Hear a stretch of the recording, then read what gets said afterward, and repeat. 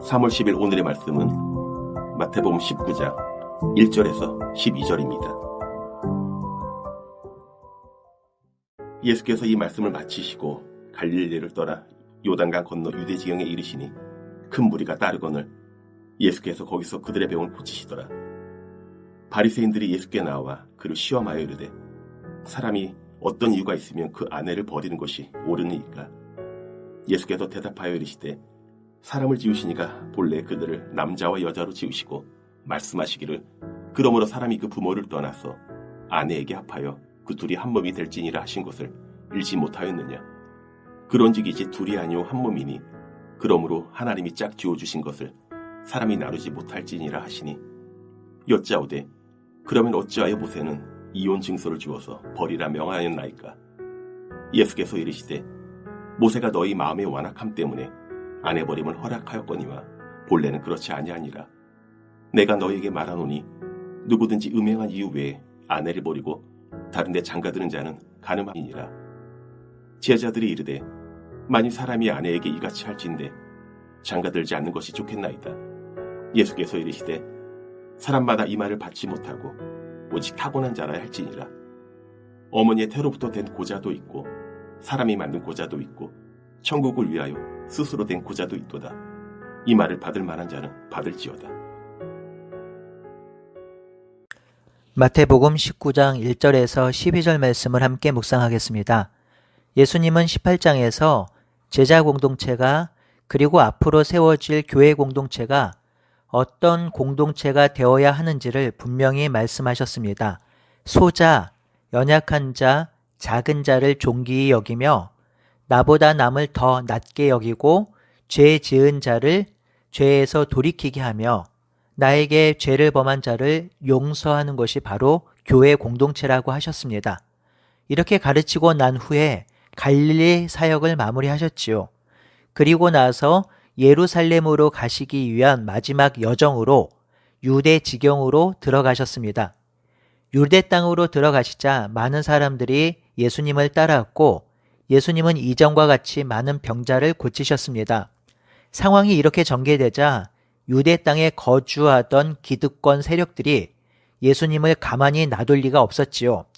이전에 가버나움에 계실 때도 바리새인과 서기관들이 예수님을 넘어뜨리려고 수십 킬로나 되는 거리를 마다하지 않고 찾아와서 예수님을 걸어 넘어뜨리려고 했는데 이제 자신들의 본거지인 유대 땅 안으로 그것도 예루살렘 근처로 예수님이 오고 계시니 가만히 둘 리 없지요.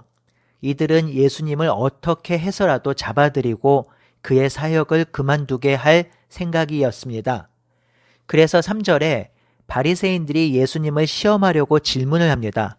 어떤 사람이 이유가 있어서 아내를 버리는 것이 옳습니까? 라고 묻지요. 이 질문은 예수님을 공경에 넣으려고 만든 질문입니다.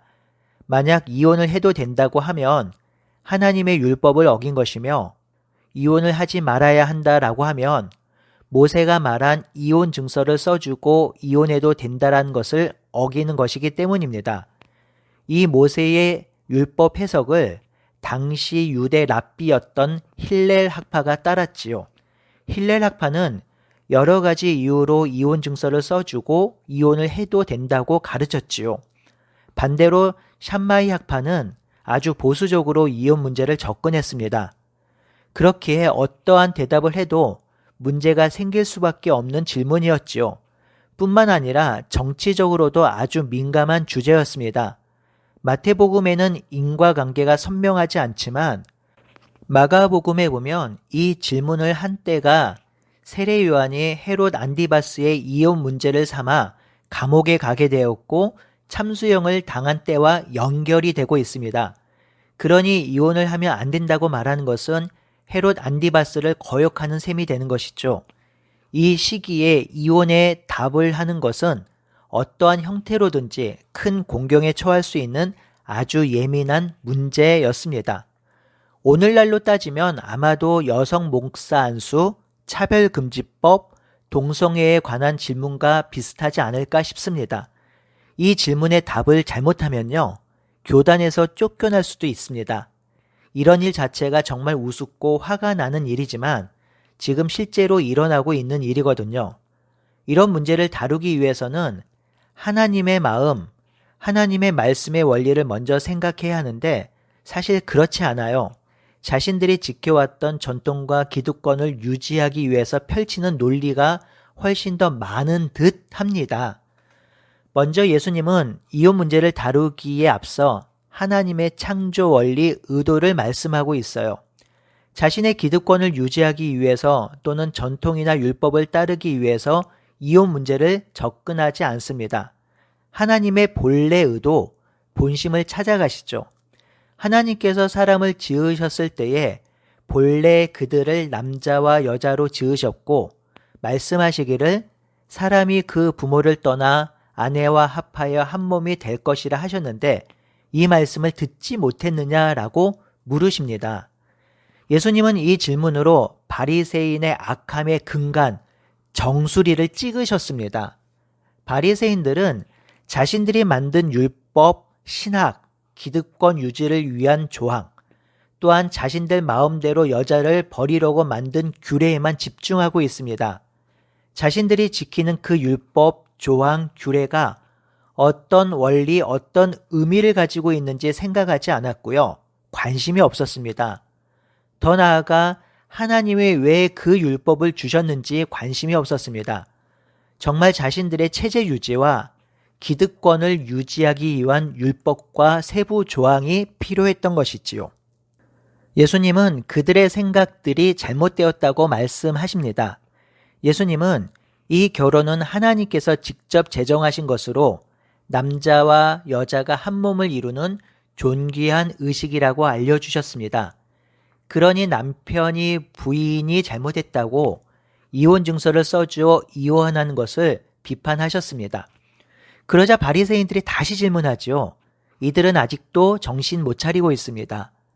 남자와 여자를 똑같이 존귀한 자로 창조하시고 그 남자와 여자가 똑같이 존귀함으로 가정을 이루도록 하셨는데도 불구하고 그 말씀을 받아들이지 못합니다.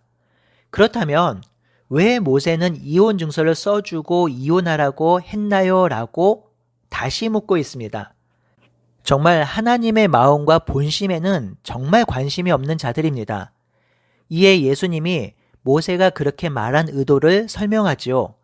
이 모세가 이혼 증서를 써주고 이혼하라는 것은 당시 고대 사회를 이해해야 모세의 의도를 파악할 수 있습니다.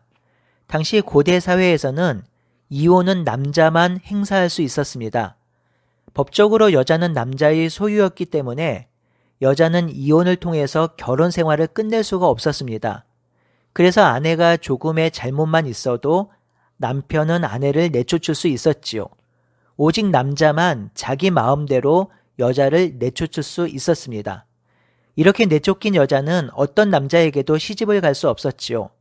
당시 여자는 남자의 소유였기에 남자에게 시집가지 않은 여자는 먹고 살 길이 없었습니다. 이런 남자의 완악함 때문에 모세는 다음과 같이 율법을 가르칩니다. 신명기 24장 1절에 아내를 데려온 후에 수치되는 일이 있음을 발견하거든 그를 기뻐하지 아니하면 이혼 증서를 그의 손에 쥐어주고 그를 자기 집에서 내보내라고 했습니다. 모세는 이 남자의 완악함에서 아내와 여자를 보호하고자 그냥 내쫓지 말고 이혼 증서를 써주고 이혼하라는 자구책을 내놓은 것입니다. 그냥 내쫓지 말고 이혼 증서를 써주고 결혼을 파기하라는 것이죠. 그냥 내쫓으면 여자가 살 수 없으니 이 이혼 증서를 써주고 결혼을 파기한 후에 이혼한 여자가 다른 남자와 결혼할 수 있도록 제도를 마련한 것입니다. 이렇게 되면 남자도 이혼 증서를 가진 여자와 다시 결혼할 수 있게 되는 것이죠. 예수님은 모세가 이혼 증서를 써주고 이혼하라는 완악한 남편으로부터 아내를 보호하려는 자구책이라는 사실을 분명히 알려주셨습니다. 그러니 모세가 이혼 증서를 써주고 이혼하라는 것은 여자를 살리기 위한 것이죠. 그렇다면 이혼에 대한 하나님의 의도, 마음은 무엇인가요? 3절과 4절에 있습니다. 하나님이 남자와 여자를 지으시고 그 남자와 여자가 하나님 안에서 행복하게 살도록 결혼이라는 제도를 두셨다라는 것입니다. 이렇게 말씀하고 난 후 바리새인이 돌아갔고요. 제자들이 너무나도 황당한 질문을 던집니다. 만일 사람이 아내에게 이같이 할진대 장가들지 않는 것이 좋을 것 같습니다 라고 하지요. 무슨 말인가요? 만약 이혼 증서를 써주지 못하고 결혼을 유지해야 한다면, 아니 아내가 잘못해도 이혼하지 못한다면 차라리 결혼하지 않고 사는 것이 더 좋은 것 아닐까요? 라는 질문입니다. 얼마나 자기중심적이고 얼마나 남자중심적인가요? 현재로서는 제자들과 바리새인들의 차이점이 별로 보이지 않아요. 제자들도 거기서 거기입니다. 사랑하는 성도 여러분, 우리가 말씀을 보고 묵상하는 이유는요, 하나님의 뜻을 알기 위함입니다. 우리 하나님은요, 항상 선명하게 말씀해 주세요.